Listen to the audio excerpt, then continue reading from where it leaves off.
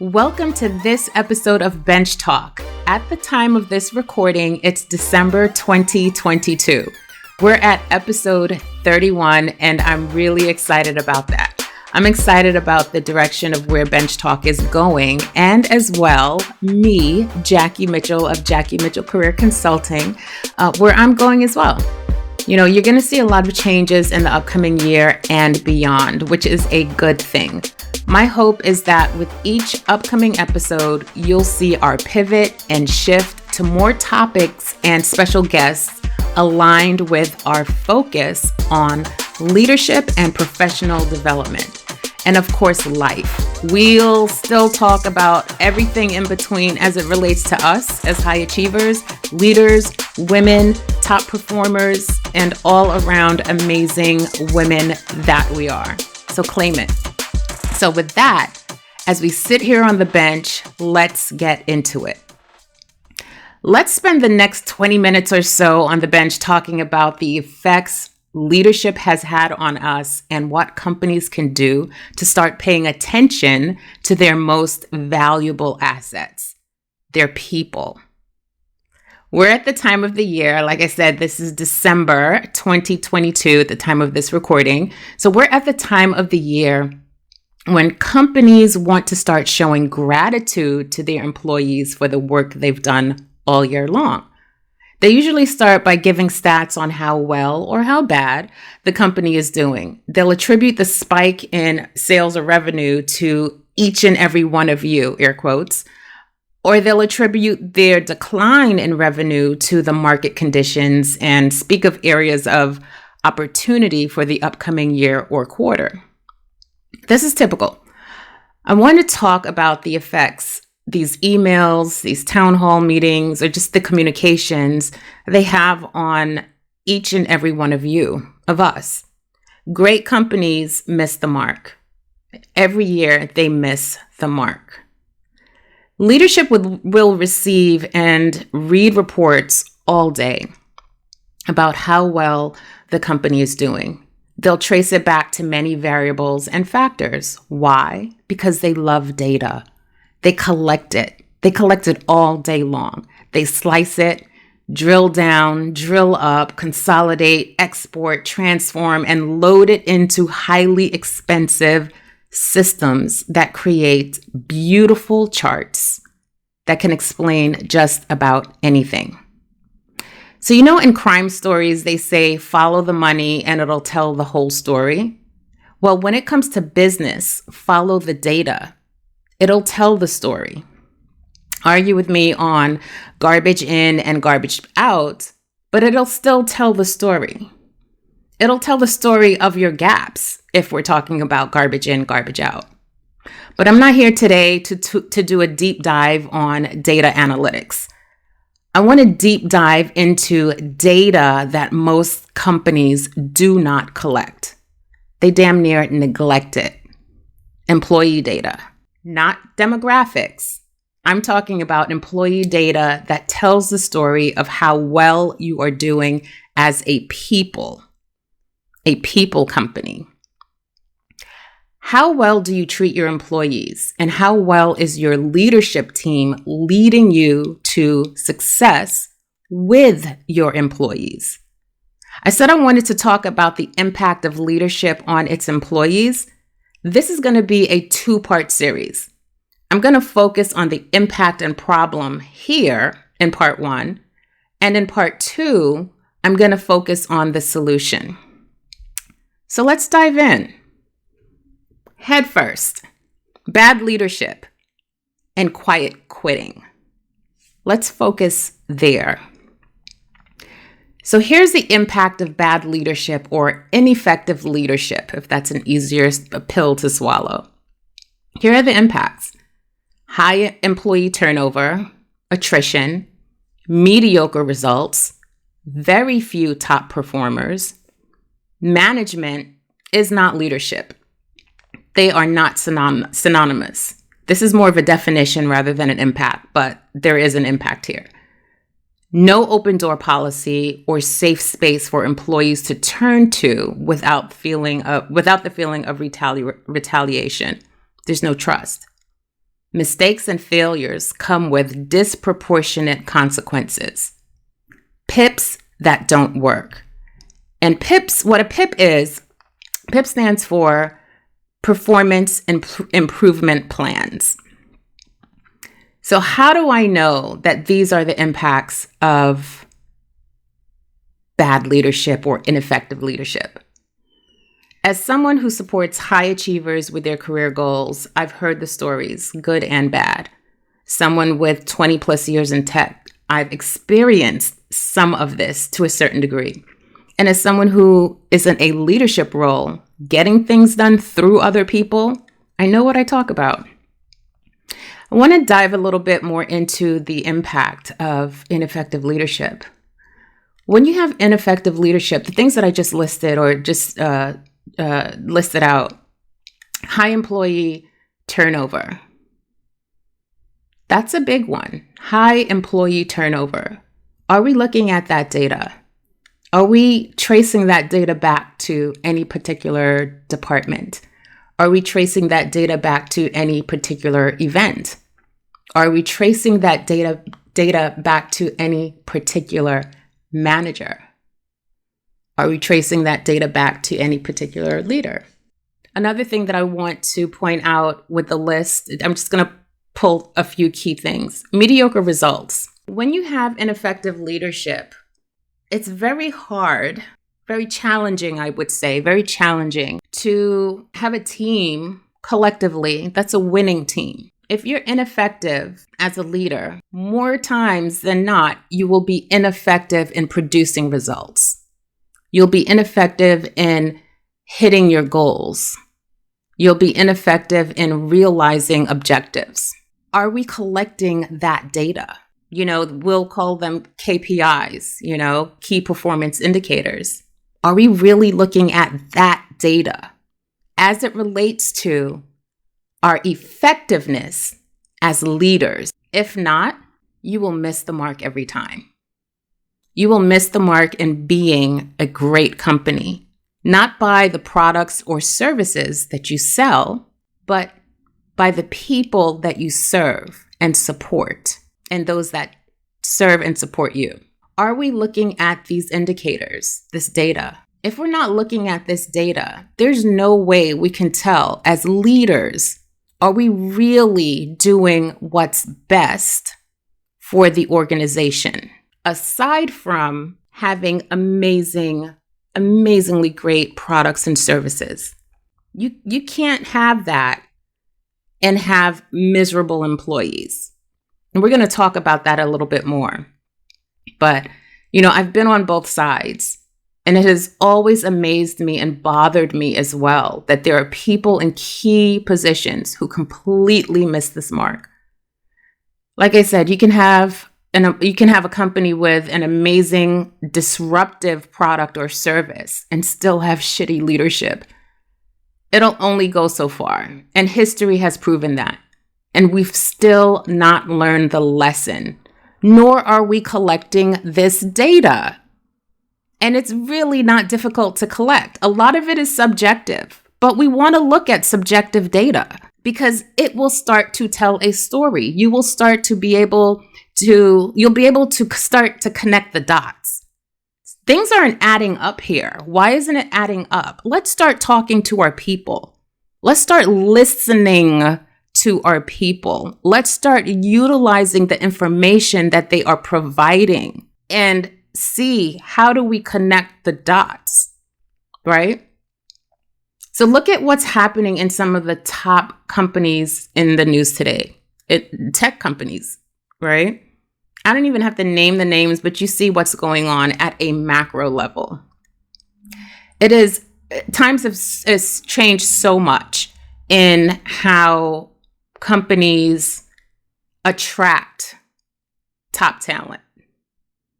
It used to be where companies back in the early 2000s, late 1990s, I want to say around that time, where, companies were trying to model Google and other tech companies that, wanted to provide a fun workspace, this fun and amazing workspace. My personal opinion on that, no one asked, but I will give you my personal opinion. A lot of that was distraction. But they wanted to provide a fun workspace. So what did they do? They knocked down walls. They started bringing in, arcade games, new types of furniture. Walls are painted in lighter colors, open, just an open, more of an open physical space, and it was almost overnight. Fridays were fun days, where there's free popcorn or free drinks. Some companies went as far as having happy hour during the middle of the day. Things like that enticed a lot of workers. It drew them to those companies. We're in a space right now where that no longer holds. People are looking for different things. They're looking for depth. They're looking for substance. To me, again, my unpopular opinion, those things were very surface level, right? And did not necessarily attract top tier talent. Didn't necessarily keep top tier talent. So here we are in a day and age where remote working is the norm, has become the norm. How are you attracting your talent? How are you attracting top performers? How are you retaining your top performers? It has to go deeper than the physical space. It has to go deeper than the bright lights and the colors and the free lunch, things like that. People aren't looking for that anymore. That's not enticing. That is not the draw anymore. There's certain benefits that obviously would be a draw right now, as in flexibility, remote work, flexibility when it comes to the hours that they're working. But even deeper than that, employees want to know that they're working for companies that align to their values. They want to know that they're working with leaders that are open, that are authentic, that care about what they are doing and the people that work with them. Notice I'm not saying working for. A true effective leader works with their people, right? So let's kind of go back a little bit, talk about these KPIs. How are we collecting this data with how well or not well we're doing as leaders in organizations, in companies? Great companies are being proactive, while ineffective companies are reactive or ignoring the issue altogether. Case in point.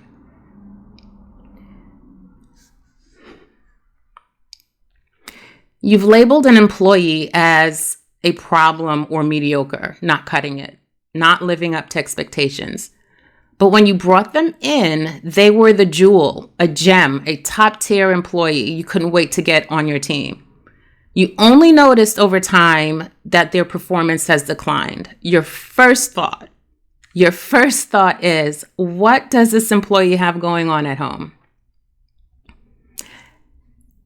And here is the point of failure. You've missed the opportunity to be consistent in checking in, not only on their performance, but yours and the company as well. You didn't check in and ask how you can support them in their role, how you can help them to be successful. A great leader understands that this is their role when it comes to nurturing and building a top-tier team. And if the issue isn't about skill, competencies, and experience, then you really need to look into what you are doing to support your employee. Sometimes you'll make it solely about the employee. You'll put them on a PIP or not, or get rid of them altogether. And if there isn't a performance improvement plan and they stay on with the company, I'm going to tell you what usually ends up happening. They quit quietly. And I'm not talking about just literally being quiet and quitting, walking out. No, there's a phenomenon called quiet quitting. You can read a lot about it online, but I'm going to break it down in the most simplest terms. Quiet quitting is when an employee has lost all morale and motivation to do their job at the best of their ability. They will do just enough to stay under the radar and figuratively go home.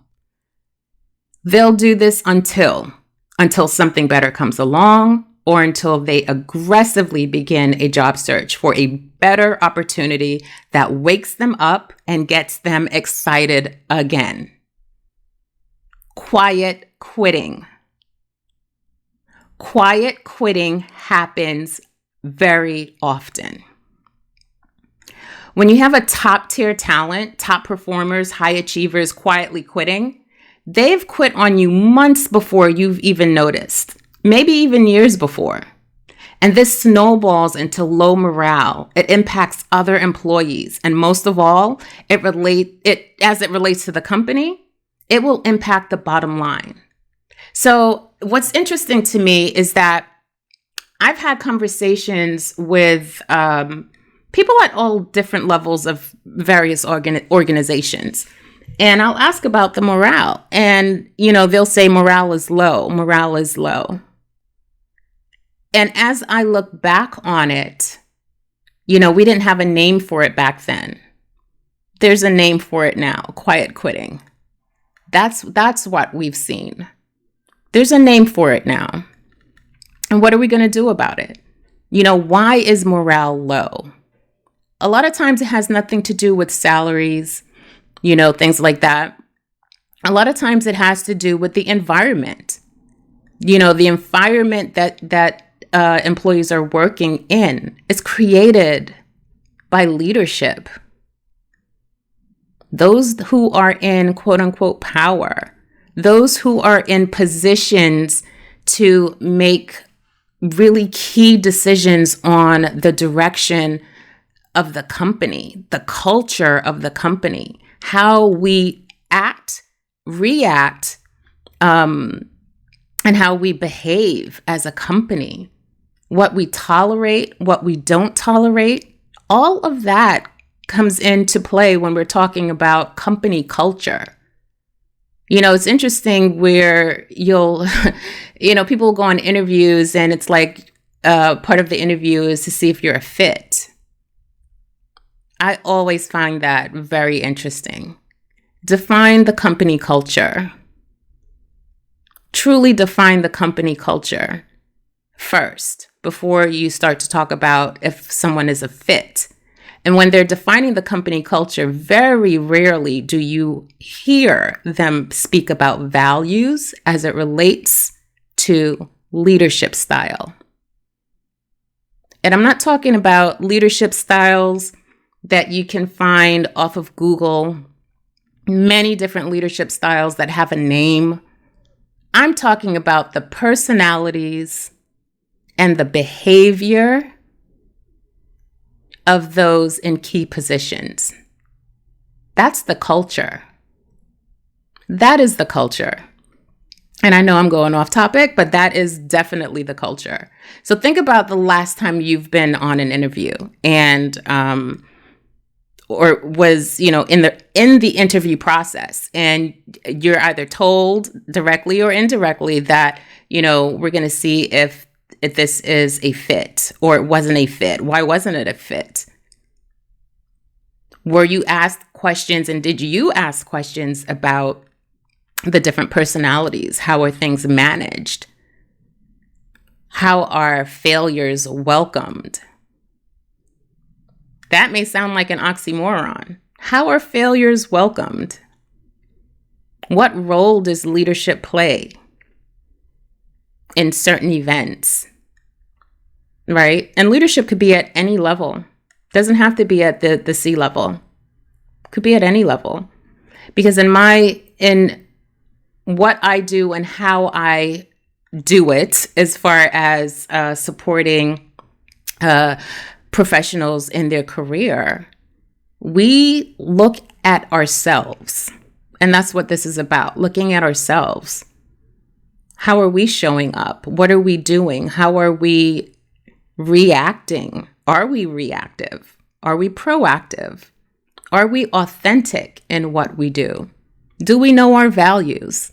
And I'm going to keep talking about values. You're going to hear that come up a lot because it's really important to know what works for you and what doesn't work for you, what motivates you and what doesn't motivate you. And that's where you see a lot of resistance and a lot of frustration with people in organizations and companies because it doesn't align, it doesn't match. And then we try to make it match. When it doesn't match, we get upset and frustrated. We start to quit quietly if we don't, up and leave or give our 2 weeks notice, whatever that is for you. Morale starts to decline. So it's different things like that I want you to think about. How does ineffective leadership impact the company on a whole? How does it impact employees? Quiet quitting is not something to be taken lightly. It does impact absolutely everybody, So employers don't notice this phenomenon until it's too late. Not only that, they don't realize that it's even happening. They'll point the finger at the employee and again state that the employee isn't cutting it. Ineffective leaders will blame and find fault for everything and not look at what their part in this has been. When you have an employee who has the skill and competence to be a top performer and isn't living up to that standard, I'd say that ineffective leaders didn't live up to their end of the bargain. And what that is and what that looks like, that's supporting these employees. And I get it. It's hard sometimes to look at yourself when a relationship has failed. Yes, I said a failed relationship because that's what this is, a professional relationship that has failed. There's a long-standing meme out there that states, employees don't leave companies, they leave bad managers. And in 2015, Gallup said that this was the case for 75% of employees. I, on the other hand, am inclined to think that percentage has increased. However, I would tend to think more along the lines that employees leave bad leaders more than bad managers. This is why leadership is so important to the health of a company. I teach my clients how to be authentic leaders and how to seek out leaders to work with. They have to align values with the company and with the leader. So my first rule of thumb when working with anyone that comes to me is to get a pulse on their mindset. Are they blaming everyone else for what's not working? Are they taking responsibility for their career and its progress? So I know you've heard me talk explicitly about leadership and the impacts of ineffective and bad leadership on employees. But also, I want to point out that as employees, we have a duty to ourselves first. We must not only look for leaders we can align and work with, we must be leaders first, regardless if we're officially holding that position or if we have direct reports. Because if you cannot lead you cannot expect to lead.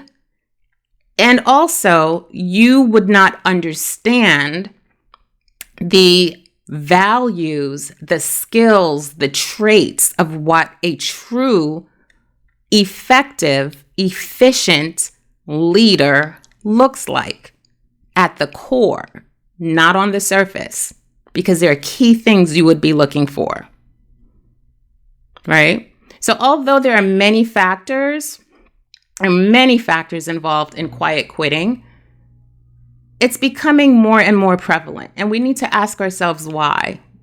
As leaders, we need to ask ourselves why. As employees, we need to ask ourselves why. So I'm going to talk to my leaders right now. How many top performers do you have? Are they operating at the same, if not higher level than when you brought them into your team? Leaders, let's start there. So guys, stay tuned for part 2 with my solutions and recommendations on how to become more effective in your leadership style. And if you enjoyed this episode, please subscribe, download, and share with your friends and colleagues. For more actionable steps and real-world solutions on developing as an authentic leader that everyone will want to work with, download our premium masterclass, Authentic Leadership, today. The link will be in the show notes below. Thank you guys for listening to this episode of Bench Talk. Stay tuned for part 2.